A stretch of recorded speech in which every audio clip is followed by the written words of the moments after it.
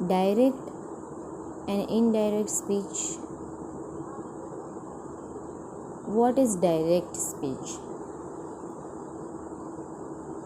Direct speech is that कि जब हम डायरेक्टली बात कर रहे हैं, मैं आपसे बात कर रही हूँ और मैं आपको पढ़ा रही हूँ, that is direct speech. Indirect speech, जब आप मेरी पढ़ाई हुई चीज़ों को किसी और को बता रहे हैं कि यस मैम ने हमें ऐसे पढ़ाया, तो वो जो स्टाइल होगा वो इनडायरेक्ट स्पीच, जो आप किसी थर्ड पर्सन को बताओगे. डायरेक्ट जो है वो फर्स्ट पर्सन होगा. Okay, now let's start. First topic, we can convey a message, spoken words, in two ways. हम स्पोकन वर्ड को दो तरह से बताते हैं. First one direct speech and the second one indirect speech. Direct speech repeats और quotes the exact word spoken. Direct speech अगर आपको मेरी कही बातें एज इट इज़ किसी को बतानी है तो आप उसमें कोटेशन मार्क्स के अंदर लिखकर बताओगे. Now what is quotation marks? Quotation marks is that double inverted comma, this is called quotation marks.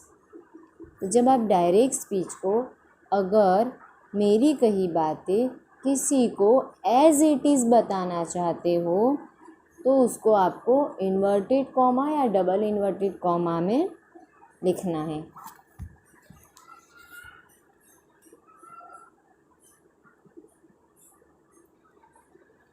और आप अगर उसे अपने तरीके से थर्ड पर्सन को बताओगे तो उसमें कोटेशन मार्क नहीं लगाओगे.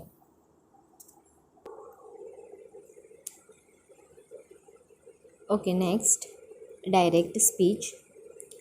In writing, we place the words spoken between quotation marks. As I say, जब आप किसी की बात को as it is बता रहे हो तो you have to add quotation mark. Like first sentence देखिए, she said today's lesson is on environment. आज का जो लेसन है वो एनवायरनमेंट पे है. उन फर्स्ट पर्सन ने जो बात बताई एज इट इज़ सेम हमने वही राइट किया है, तो वहाँ हमने कोटेशन मार्क यूज़ किया है, inverted double inverted comma. Okay, और today's lesson is on environment, she said. Okay, clear? Now next, indirect speech. Reported or indirect speech. Indirect speech is called reported speech. आपको पता है आपको report लिखना है कहीं पे, तो उसे क्या कहेंगे? रिपोर्टेड स्पीच और indirect speech. Indirect speech is usually used to talk about the past. Indirect speech में हम पास्ट में जो चीज़ हो चुकी है उसके बारे में बताएंगे. The past who happen already. Okay, so we change the tense of the word spoken. लेकिन जब हम बात वो बता रहे होंगे पास्ट की तब हम टेंस चेंज करेंगे. Okay, we use reporting verbs say, tell and ask. We may use the words that to introduce the reported word.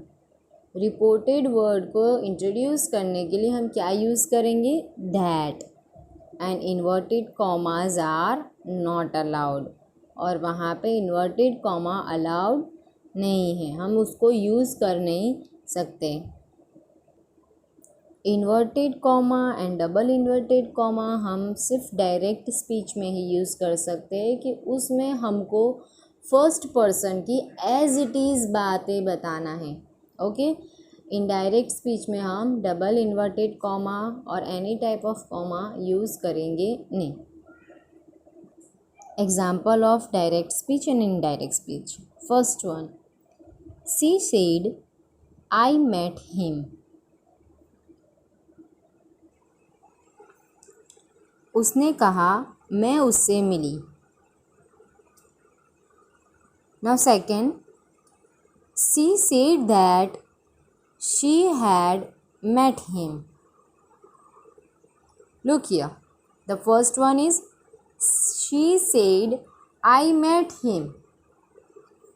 उसने कहा मैं उससे मिली, डायरेक्ट था वो, उसमें इन्वर्टेड कॉमा यूज़ हुआ है दैट आई मेट हिम, मैं उससे मिली, वो हमने उसको इन्वर्टेड कॉमा में लिख दिया। अब सेकंड देखो, सेकंड में क्या है, शी सेड दैट, उसने ऐसा कहा था that she had met him. यहाँ पे पास्ट फॉर्म में हमने इनडायरेक्ट स्पीच में दैट यूज़ किया है, that she had met him. Had क्या है, पास्ट है। इनडायरेक्ट स्पीच में हमने इन्वर्टेड कॉमा यूज़ नहीं किया है। That may be omitted, the third one is that may be omitted. अगर आपको उसमें इनडायरेक्ट स्पीच में दैट ऐड नहीं करना है तो आप उसे ओमिट कर सकते हो। Second example, she told him that she was attentive. उसने ऐसा कहा कि वो अटेंटिव थी। And the second one, she told him she was attentive. Okay, done. Now when do we use say and tell. हम से और tell कहाँ use करेंगे, डायरेक्ट एंड इनडायरेक्ट स्पीच में। First one, use say when there is no indirect speech. Okay, बहुत बार ऐसा होता है कि हम ये सोचते हैं से लिखें या टेल लिखें। अगर हम डायरेक्ट स्पीच यूज़ कर रहे हैं तो डायरेक्ट स्पीच में हम डायरेक्टली बोलेंगे। ओके, तो उसमें हम यूज़ करेंगे से। एग्जाम्पल देखिए, second one, he said that he was in school. Okay, उसमें हमने क्या यूज़ किया, say, past form said. And always use tell when you say who was being spoken to.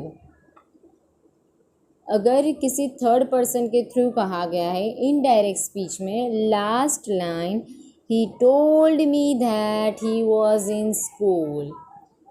Indirect speech में told, tell.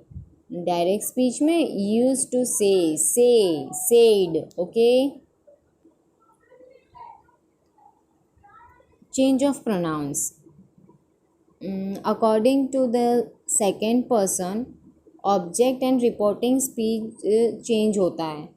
Okay, the first person of the reported speech changes according to the subject. Okay, reported speech के according first person का जो subject होता है वो reported speech में change होता है। ओके, डायरेक्ट स्पीच में, she said I am in 7th class. उसने कहा मैं 7th क्लास में हूँ। शी के लिए हमने यूज़ किया है आई। अगर शी के प्लेस पर ही होता तो ही के लिए यूज़ करते आई। Second, indirect speech, she says that she was in 7th class. Okay, look here, direct speech में you can notice one thing, that we have used quotation mark in direct speech, and the second example indirect speech का जो है उसमें हमने quotation mark use नहीं किए हैं। Change of place and time. Word expressing present और nearness in time और place in direct speech are generally changed into word is expressing past और distance in indirect speech. Direct and indirect speech में क्या होगा, जो present होगा वो past में चेंज हो जाएगा। एंड द नियरनेस, नियरनेस मतलब बहुत पास होना, करीब होना, ओके, जो चेंज हो जाएगा डिस्टेंस में, दूरी में। तो नाउ, नाउ का मतलब है अभी, देन बाद में, नाउ का then, here there, ago before, thus so, today, that day, tomorrow, the next day, okay, these, that, etc.